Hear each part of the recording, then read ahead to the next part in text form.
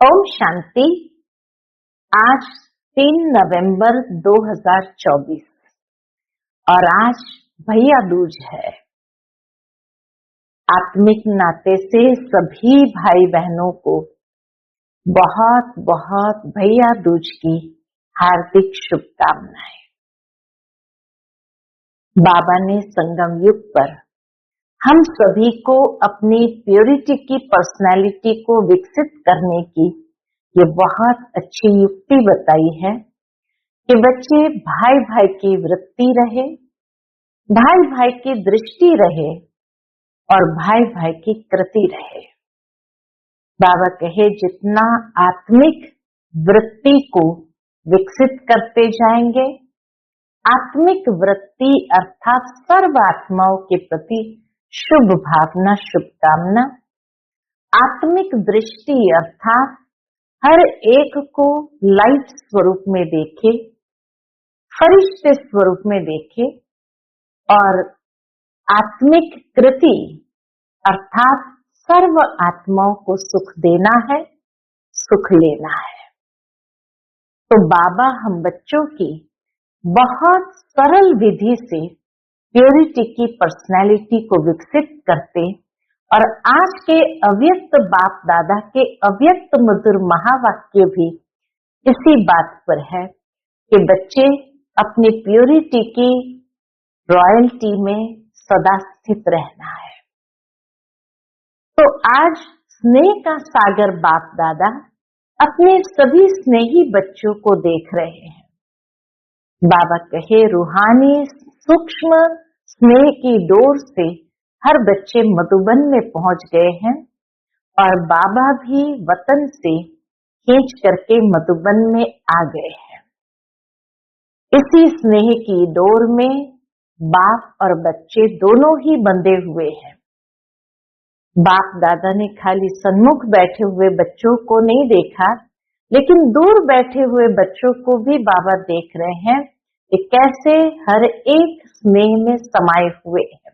बाबा कहे संगम युग पर ही ये रूहानी अविनाशी स्नेह, परमात्म स्नेह, आत्मिक स्नेह सारे कल्प में और कभी भी अनुभव नहीं हो सकता, सिर्फ अभी ही अनुभव हो सकता है। फिर बाबा ने बच्चों की पवित्रता की रॉयल्टी को देखा। अनादि काल से लेकर आदि काल, मध्य काल और अंत संगम युग के काल में भी बाबा ने बच्चों की प्योरिटी की रॉयल्टी देखी। तो बाबा कहे आपकी प्योरिटी की रूहानी रॉयल्टी की निशानी है लाइट का ताज। तो सारी सभा को बाबा प्योरिटी के लाइट के ताजधारी के रूप में देख रहे हैं। बाबा कहे कितनी सुंदर शोभनीक ये सभा लग रही है। फिर बाबा ने देखा कि बच्चों की रॉयल फैमिली कितनी श्रेष्ठ है। संगम युग की बच्चों की रॉयल फैमिली भी कितनी श्रेष्ठ है। अपने अनादि काल में रॉयल्टी को याद करो। बाबा कहे जब आप आत्माएं परमधाम में रहती हो तो भी आत्मा रूप में भी आपकी रूहानी रॉयल्टी विशेष है।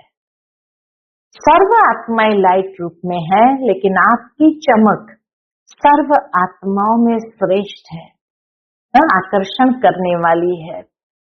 बाबा कहे जिस तरह आसमान में सितारे तो सब है, लेकिन कोई कोई सितारा विशेष ध्यान आकर्षित कर देता है, ऐसे अनादि काल में भी आपकी झलक फलक न्यारी है। फिर बाबा कहे आदि काल में आओ। तो आदि काल में भी देवताओं का स्वरूप, रूहानी रॉयल्टी की पर्सनैलिटी इतनी विशेष है। रूहानी रॉयल्टी प्योरिटी की पर्सनैलिटी याद आती है, पूछते बाबा। बाबा कहे देवताई स्वरूप ही रॉयल्टी का स्वरूप है। ऐसा सारे कल्प में रूहानी रॉयल्टी वाला स्वरूप किसी का नहीं हो सकता है। फिर बाबा कहे मध्य काल, द्वापर से लेकर देखो, आपके जो पूज्य चित्र बनाते हैं उन चित्रों की रॉयल्टी, पूजा की रॉयल्टी भी कितनी है, जो और किसी चित्रों की नहीं होती। चाहे नेताओं के चित्र भी, अभिनेताओं के चित्र भी है, लेकिन पूजा की रॉयल्टी सबके लिए नहीं होती, वो सिर्फ देवताओं के लिए होती है। तो इसीलिए बाबा के चित्र तो सबके हैं, लेकिन चित्रों की रॉयल्टी और पूजा की रॉयल्टी और किसी की नहीं दिखाई देती। ऐसे विधि पूर्वक पूजा और चित्रों की चमक, रूहानियत और किसी की न हुई है न होगी। क्यों? क्योंकि ये प्योरिटी की रॉयल्टी है, प्योरिटी की पर्सनालिटी है, इसलिए। फिर बाबा के संगम युग में आओ, तो संगम पर भी सारे विश्व के अंदर प्योरिटी की रॉयल्टी ब्राह्मण जीवन का आधार है। प्योरिटी नहीं तो प्रभु प्यार का भी अनुभव नहीं होता, सर्व परमात्म प्राप्तियों का अनुभव नहीं।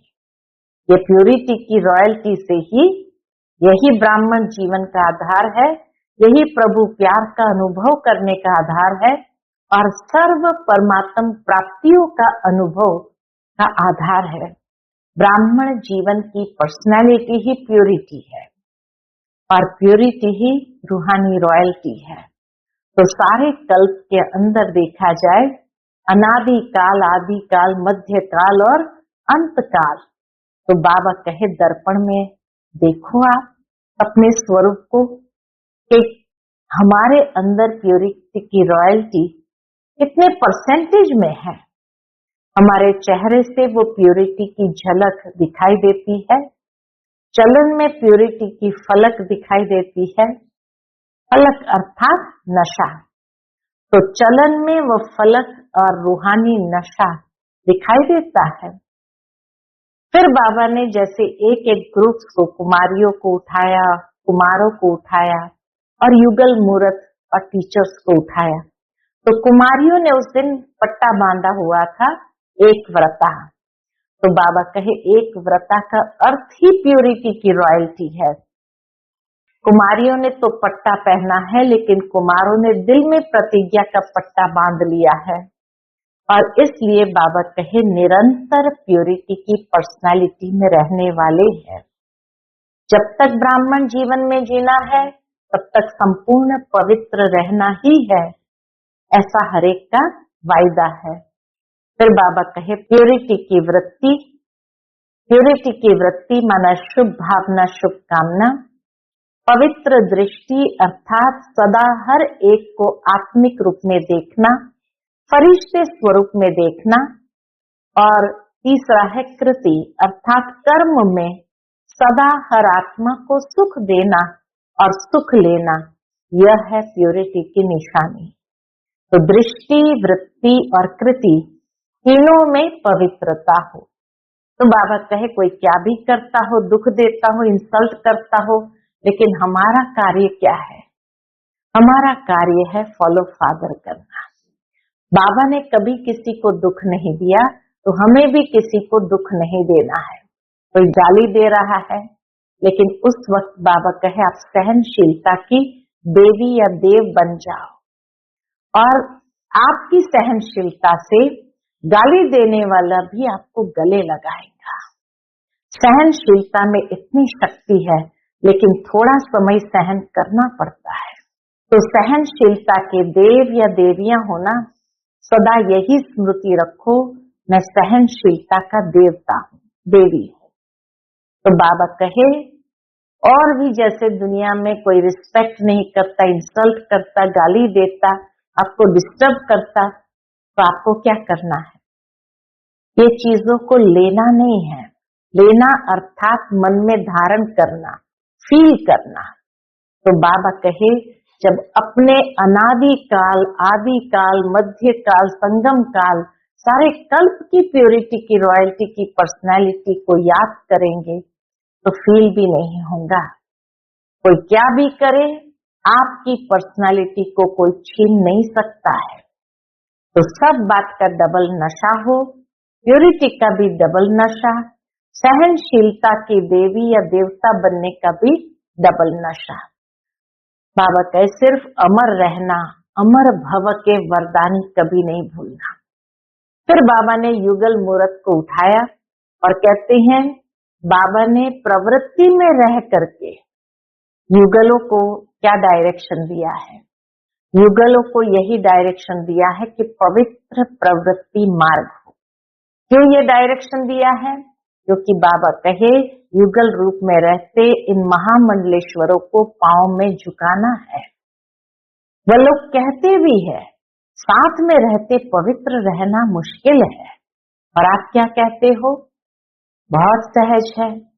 तो बाप दादा ने ड्रामानुसार आप सबको दुनिया के आगे एग्जाम्पल रखा है, सैंपल रखा है, जो चैलेंज करे, क्योंकि ये नई बात है कि साथ में रहते स्वप्न मात्र भी अपवित्रता का संकल्प नहीं आए। यही संगम युग के ब्राह्मण जीवन की विशेषता है। तो ऐसे विश्व के शोकेस में आप एग्जाम्पल हो, सैंपल हो, जो आपको देख करके सब में ताकत आएगी कि हम भी बन सकते हैं। फिर बाबा ने लास्ट में टीचर्स को देखकर कहा, तो टीचर्स की विशेषता है कि हर एक टीचर के फीचर से फ्यूचर दिखाई दे, हर एक टीचर के फीचर से फरिश्ता स्वरूप दिखाई दे, फरिश्ता देखकर और भी फरिश्ता बन जाए। बाबा कहे ऐसा प्लानिंग करो जो हर एक टीचर में बाप प्रत्यक्ष दिखाई दे, वो आपको न देखे, बाप को देखे। तो बाबा कहे उसके लिए एक बात का टेंशन रखना, बस अभी बाप के अंदर मैं समाई हुई दिखाई दूं, मेरे द्वारा बाप दिखाई दे, मैं बाबा में समा जाऊं और मेरे द्वारा बाप दिखाई दे। तो इसीलिए बाबा कहे ऐसा जब होगा तब विश्व परिवर्तन होगा। फिर बाप दादा ने डबल विदेशियों को स्पेशल प्यार देते हुए कहा कि आपने बहुत अच्छा सेवा के निमित्त बने हो। कहां कहां बाबा का संदेश कितने देशों में पहुंचाया है, भारत में भी और विदेश में भी, इतना दूर दूर तक बैठ के पहुंचाया है जो कोई भी उल्हाना न दे कि हमें बाबा का परिचय नहीं मिला। तो इस तरह बाबा ने आज के मधुर महावाक्य उच्चारण किए